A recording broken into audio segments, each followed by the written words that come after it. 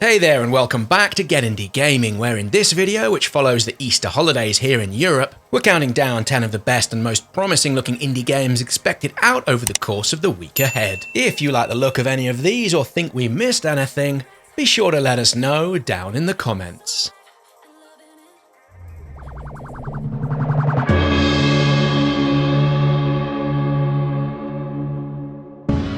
Up first, and at number 10 and out on April 17th in early access, Badlads is a pretty interesting offering, and while it's nothing home to write about in looks terms, with its low poly aesthetics, it aims at being a sandbox open world MMO, and that's what's piqued our interest.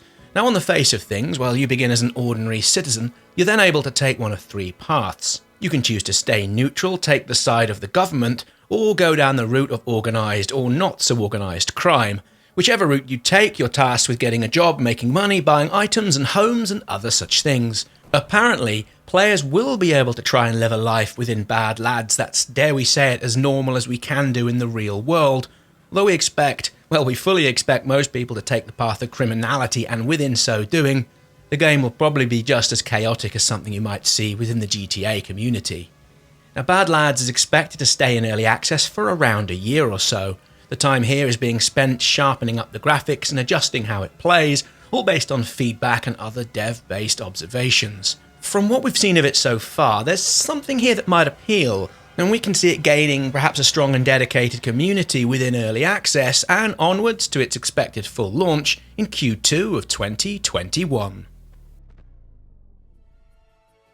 New out this week on the Switch, although it has been out for a little while on other platforms, although, like we suspect many of you, it's one we missed when it first came out. Hyperjam gets a launch on the eShop on April 17th. With many of us staying at home, we're thinking this one's neon-soaked arena brawler, local and online multiplayer options for up to 4 people is what's likely to drive any uptake we see on this fresh new port. We usually like to focus attention on games that are that little bit different. While there's no shortage of arena brawlers, we're liking the little tweaks we see here and with this one, particularly in how you're able to stack and combine your player perks to build something that's bespoke for you, and once more, having done so, these perks stay with you for the rest of the game, so that's fairly neat. It's also very easy to play via a single Joy-Con, so in terms of player accessibility, that's another thread in its cap. If you fancy your brawlers and want to go at this, Hyperjam will launch for just under $13 US, or about the same in your local currency. At number 8, the Casebook of Arkady sees you play as the titular private detective within a future alternate reality, all within an open world that's pretty evidently inspired by Blade Runner and any number of similar offerings. Well, it looks impressive enough, particularly the rain and other weather-based effects. That alongside the garish visuals, well, it's something that we just want to pick up and play. Where we do have some concerns on is the possibility this is all style over substance. From the available footage, it seems a very hands-off affair, and we're not too sure how you go about doing what you need to do, which is essentially investigating and solving various crimes, as there doesn't appear to be any signposting or quest directions or waymarkers, which may work particularly with players who enjoy such a minimalistic UI. However, for us, we do tend to like being kind of handheld every now and again. The Casebook of Arkady is certainly intriguing, and it could go either way, with it coming out on Steam, the PlayStation 4 and the Switch this coming April 14th. Up next, and at number 7, Merchant of the Skies makes its way out of early access on April 17th. Now this one looks a super calming and relaxing sky-based trading and wealth creation sim, as in keeping with nearly all such games, you begin with a modest ship and progress by way of trading and completing any number of assigned quests. This full release brings with it many quality of life improvements, with it also adding more content and delivers a larger world than what's currently available within the early access version. Merchant of the Skies, with its non-violent and cozy looking gameplay, well, it just looks the sort of game we can pick up and put down, and could be just the thing many of us want to play and escape into while we while away the hours. From the very calming to, well, not so calming. At number 6 for games out this week, we have Galaxy Warfighter, a retro-themed homage and tribute to the older school side-scrolling shooters, and as such, these type of games usually and readily grab our attention with relative ease. As for how it all looks, well, on the face of things, this HD retro style looks just great, with the shooting and battle mechanics seemingly taking old ideas and putting a new little twist on top of them. If we have any concerns, like all of these games, well, it's all about how it deals with the difficulty. More often than not, these type of games have huge spikes and lulls, particularly when you come down to the boss battles. Galaxy Warfighter comes out on April 16th and can be found on PCs via Steam. It's also coming out on Nintendo Switch, where it'll cost just under $5 or your local equivalent. Up next, and at number 5, and something that seems as silly and appealing in equal measures, and comes out of early access, with it also bouncing onto the Switch and all of the other consoles. Like so many other games we've been playing and suggesting of late, this one's another party-focused game, with the core being a local or online multiplayer experience. Now, you can play this one either cooperatively or competitively. And while it all looks cute as a button, the matches can play out with a super high level of intensity, and it's one of those games where it's all super easy to begin and then get cross with one of your teammates if they perhaps mess things up a little.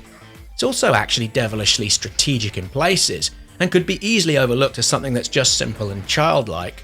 We've played this in early access and will most likely get it again when it comes out on the Switch. Save Your Nuts comes out on April the 16th. Moving on, at number 4, and keeping with the multiplayer options, we have Rover Wars. This one's a super casual, but actually it delivers a rather neat local player offering for up to 8 people. From what we've seen, it looks super accessible and easy to pick up, something that's not always the case with these sort of battlers. And while Rover Wars does ship with a campaign mode, it's the multiplayer offering that's most likely to interest us and other players. Rover Wars comes out on April 17th onto Steam and the Switch, and it launches at around $6 on the platform, which represents a saving of around 50%.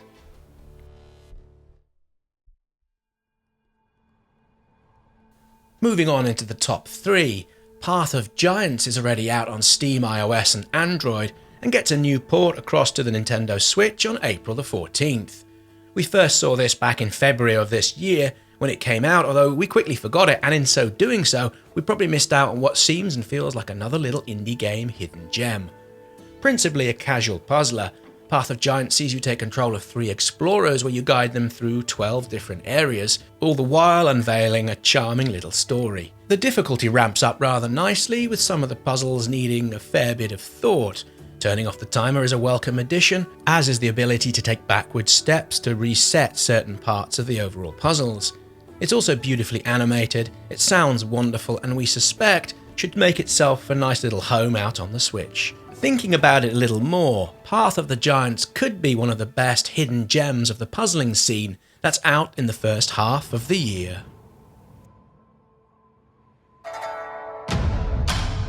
At number 2, and out this week in early access, here we have a 2D side-scrolling Metroidvania that every bit reminds us of Sundered that came out in the summer of 2017. Long-time or perhaps relative newcomers will know these games are right up there with the ones that we like to play the most, so we're eagerly awaiting to see what the Chinese team have done here, particularly with how they've managed and gone about weaving Eastern myths and legends into the overall storyline. While we've compared it to Sundered, that's honestly no bad thing, and while this game is said to be in early access for at least 18 months, the graphics and overall look and feel, well, they look pretty decent already. Of course, what's likely to make or break Unformed will mostly come from the combat, and though in the looks of this trailer, well, again, it looks decent.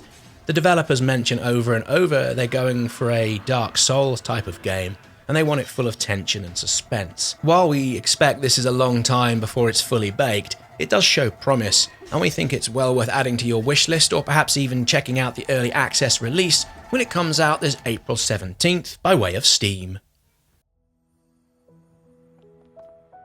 At this week's number 1, partly inspired by real-world events and situations, the idea for a fold apart first came about back in 2014 at a GDC roundtable. Fast forward to this week in April and it comes out onto the PC via Steam, the Switch, the Xbox and the PlayStation 4. After career choices force them apart, the game's protagonists make the vows to, well, keep their long-distance relationship going at any cost, in what appears to be a truly relatable story featuring all the things often associated with relationships that take place remotely. Now, aside from the distinctive artwork, what makes A Fold Apart stand out amongst the releases this week comes from its use of paper craft or paper folding mechanics. This will see you flipping, folding, and unfolding the paper-based puzzles, and in doing so, you can help the couple overcome the emotional barriers that exist within their relationship. Papercraft puzzlers are not new, although there aren't many of them about, with Snipper Clips and Say Tearaway being the two that come easiest to mind.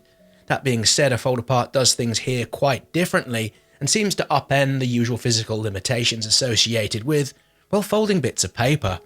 All in, it looks pretty magical, and as an inclusive touch, you're able to change and select the genders of the two players as you see fit. I'm thinking this could very well prove a hit amongst streamers, as there's plenty of interactivity afforded here by working with an audience to help solve the various puzzles. Now this all looks pretty great, and you can expect a full review from us later in the week. Okay, so that's all from us today. If you've liked the video, please go hit that like button, and if you're new, go click on that subscribe button as well with notification turned on to stay fully up to date with everything we post here on the channel. We're uploading almost every day, and a subscription is the best way to stay fully in the loop. Either way, many thanks for watching, and we'll see you all again here soon for another video.